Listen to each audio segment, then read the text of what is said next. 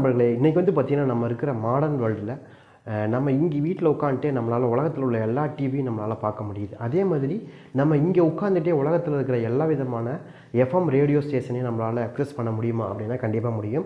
அந்த மாதிரியான ஒரு அப்ளிகேஷன் தான் நம்ம இன்றைக்கி பார்க்குறோம். இது வந்து பார்த்திங்கன்னா ரேடியோ கார்டன் அப்படிங்கிற ஒரு ஆப். இந்த ஆப்பை வந்து பார்த்திங்கன்னா நீங்கள் டவுன்லோட் பண்ணிக்கிட்டிங்கன்னா ப்ளே ஸ்டோரில் இருக்கும். நீங்கள் டவுன்லோட் பண்ணிக்கிட்டிங்கன்னா முதல்ல நீங்கள் எடுத்தோடனே ஓப்பன் பண்ணோடனே பார்த்தீங்கன்னா உள்ளே வந்து ஒரு பெரிய ஒரு உலக உருண்டை மாதிரி ஒரு மேப் ஒன்று வரும்.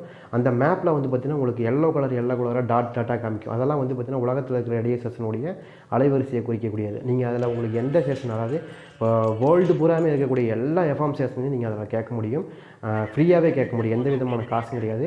ஃப்ரீயாகவே கேட்கலாம். அதில் வந்து ரொம்ப துல்லியமாக கேட்க முடியும்.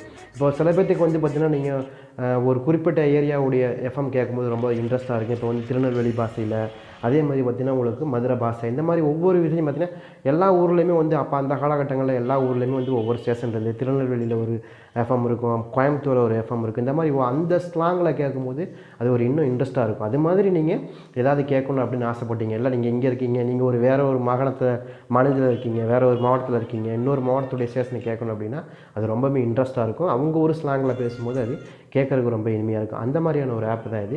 நீங்கள் இது எந்த மாதிரியான நாட்டில் வேணாலும் நீங்கள் அதை கேட்க முடியும். அதுக்கான ஒரு ஆப் தான் அது. சூப்பராக இருக்குது. நீங்கள் ட்ரை பண்ணி பாருங்கள்.